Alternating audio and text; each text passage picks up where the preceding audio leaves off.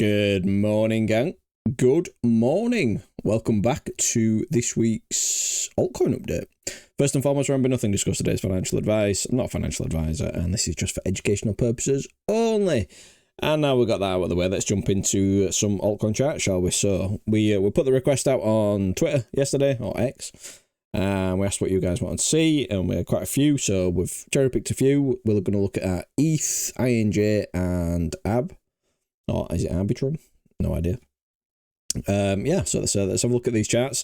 ETH, I always use ETH as a bit of a proxy. Anyone that's in our group will know that I use ETH as a bit of a proxy for the overall health of the altcoin market. And yeah, ETH has been lagging behind quite a few altcoins at the moment. However, I think the clue is in the ETH versus Bitcoin chart. So anyone in our group or follows us on Twitter will understand what we're looking at with that. But let's bring back some of the old tier that we're looking at on ETH before the new year. And that's what we're looking at. Effectively, we had a sideways range, still making high highs and higher lows. The trend has still not broken. The overall trend is still pointing up locally. And now we're starting to get some consolidation here after breaking out of the range. Okay, so how would I be trading this here? Well, personally, I'm not a breakout trader, so I hold no longs within this zone here. I do hold longs from lower.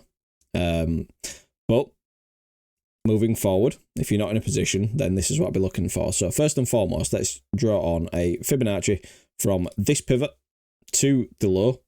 And we can see here, right above us, we've got a golden pocket.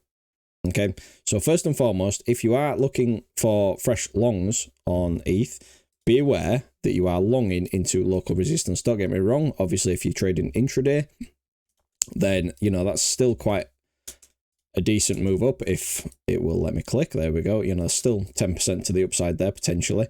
However, what you've got to think about is your invalidation. Your invalidation is going to be all the way down here. So from a risk to reward point of view, does that make a sensible trade from where we are right now? Probably not. Not something I'd be taking anyway. However, what happens if we do grind up? Okay, so first and foremost, big region here, this golden pocket. Now, the only thing that's working against this golden pocket is that it's within a very thin, inefficient move here. So is this going to be the strongest golden pocket? In my opinion, probably not. However, when price gets there, we can take a view.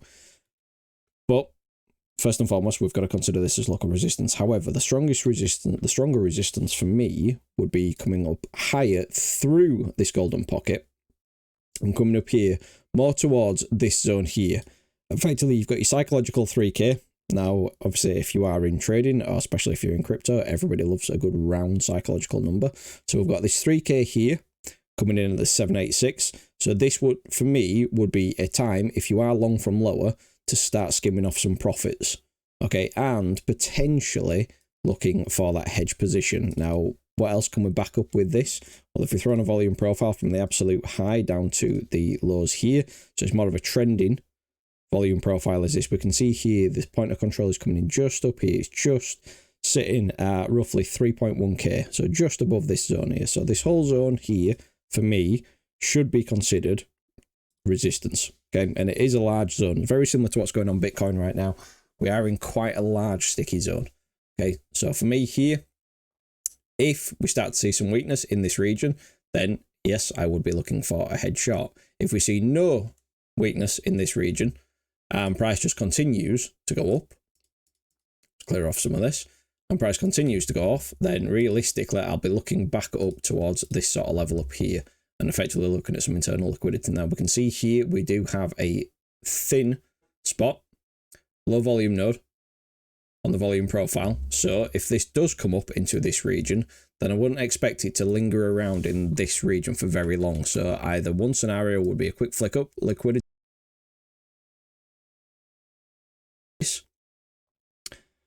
and if that offers nothing, and we don't get that swing failure pattern and price to reverse, then we can start looking up towards higher prices. And in that case, we start looking up at this value area high towards this high volume node up here. So again, round numbers, looking at 3.9 up to around 4k. That'll be your next major sticky zone. Okay.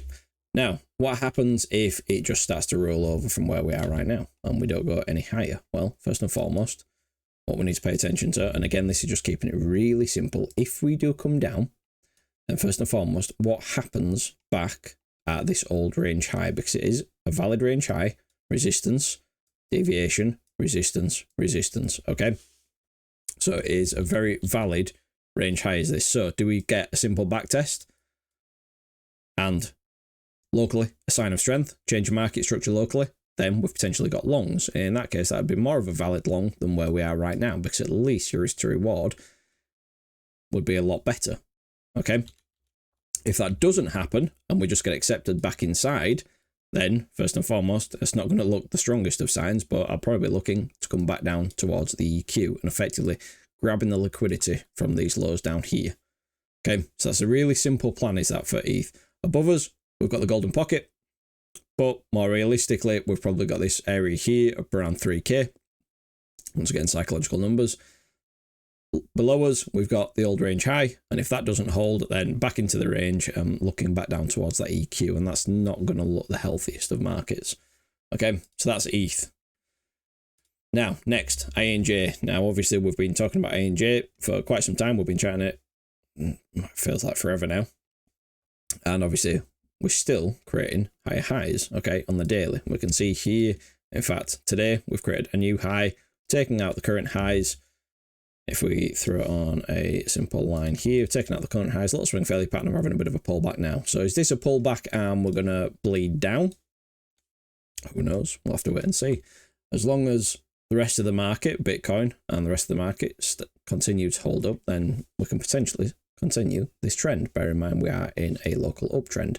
Now, one thing to be aware of is you can see this channel here and it makes no sense as it is. However, if we throw the chart into the log, we can see that we are coming back up to it. So we've had one rejection off it right now, and then we're having this other push up now. So if we do have another push up into this zone here and get a clean rejection and locally a change of market structure, then there's your sign to potentially take off some more profits of your bags and maybe look for a hedge position. Now, am I saying that this is definitely going to cause a reaction? No, because it might give bugger all reaction and we might just continue straight out of the channel and continue up, which is a very real possibility. Now, just don't forget that channel comes around again, another psychological number around $50. So it's worth being cautious here. Okay, it's worth being cautious. Now, what happens if it does start to roll and we start to drop back below this current range that we're in? Well, if we do lose this current range, then effectively all I'll be looking for initially is coming back into this cluster here. So if we throw a volume profile on, now again, you could be an order block trader, a supply and demand, be a confluence trader. It makes no difference. Volume is king at the end of the day. You know, when you see these consolidations and people call them supply zones, demand zones, order blocks, whatever, at the end of the day, it's just because there's a cluster of volume there. So you can see here on the volume profile, we've got a cluster of volume. So that's realistically between here and where we are right now, that's your highest volume node. So if you are going to witness a bounce, then realistically you want the bounce to be in this territory, and it could maintain this channel. Okay, it could maintain this channel. If that doesn't give us anything, then realistically we're going to start looking at filling in this big inefficient move here and coming back down towards this value area high here, which would bring us back down towards around $8. Okay, so trend is still up. I am not for 1 minute saying that this is going to start to break down. However, we do have the channel just above us, and if it gets a significant reaction in this zone here or starts to lose this current consolidation, then we can start looking back down into this region here, which effectively is between 18 and 14. Okay, hope for a bounce there. If that doesn't give you a bounce, then we can start looking back down towards $8. Okay, very simple tier with this, especially when you're in strong uptrend. Very simple. Don't overcomplicate it. Okay, don't continuously try to short a trending altcoin or any trending asset. Don't continuously try to short it unless you see a strong sign of weakness. Okay, for now the trend is still up, but it can turn. Okay, finally, ARB. So this one is still range bound. Okay, this is still the same range as we've had on. In fact, we've had this range on from roughly around back here, back in June. Okay, if you go back and watch the videos back to when we first started charting this, you'll see it's still the same range. Okay, so all we've had is obviously we've got the range lows, range highs, deviate, back into the range. From back testing the range lows, we've had the significant push to the upside. We've had a nice reaction around the EQ, back up, and then we've had another deviation here. So what would I be doing right now? Well, I wouldn't be long in here, because then you're longing effectively into the range high. That makes no sense. However, the trend is still up. Looking at this on a daily chart here, the daily trend is still up. Now, the daily would need to come all the way back down here to start losing any form of structure. Okay, so the trend is still up. So, if this is going to continue up, then we want to see it maintain this trend. And if we do see that and we see some local strength, then we've potentially got long opportunities. If we've got long opportunities, then first and foremost, the first major target to clear would be getting back above these current highs. And if you start to clear those current highs without a simple SFP, then we can start looking at higher prices. Now, how high can this go? Well, your guess is as good as mine. Nobody can forecast this. But realistically, stick to your round numbers initially. And then once we do see that, then we can start to bring in the trend-based fib extension and start to look at some higher targets. Okay. This week here, I'm not taking into account because it's not on every single exchange. So that's just an FYI where I'm not doing a fib pull there. Now, what happens if it doesn't continue the trend and we start to turn around where we are right now? Well, if we start to turn around right now and we start to drop and lose some structure, then first and foremost, as mentioned, the EQ is going to be the first. Now what we're going to do is move this along, throw on a volume profile onto this so you guys can see the whole volume structure within this. We can see here that the point of control is all the way down here. So first and foremost, if we do come down and we are to maintain this uptrend on the daily, then you'll be looking for a sign of strength in this region, zooming into a lower term time frame, something like a 4 hour. Bear in mind, we are looking at on the daily, so you got your 4 hour, maybe a 1 hour. Looking for that sign of strength, that local structure change to the upside, then you've got your long opportunity. If you get this, then obviously this is going to be a key target. Now, if you don't get any strength in this zone here, and it just continues to bleed down, then realistically, once you get back below there, then you're starting to lose some structure. You have got a little sticky zone here, but if that doesn't hold, then realistically, back down towards range lows / point of control. Okay, and it's just a range. You're just trading a range. There's nothing too complex, this. However, this is all dependent on what's going to go on right now. Now, for me personally, I wouldn't be interested in shorting this, even though we are back into the range. And this could tank, and I'd potentially miss a trade there, but does it bother me? No, it doesn't. Because one thing right now is, as the rest of the market is in this very significant uptrend on a higher time frame, I'm not willing to blindly short this. I'd much rather see that structure lost down here and then come back up into a sticky zone and then look for my short entries there.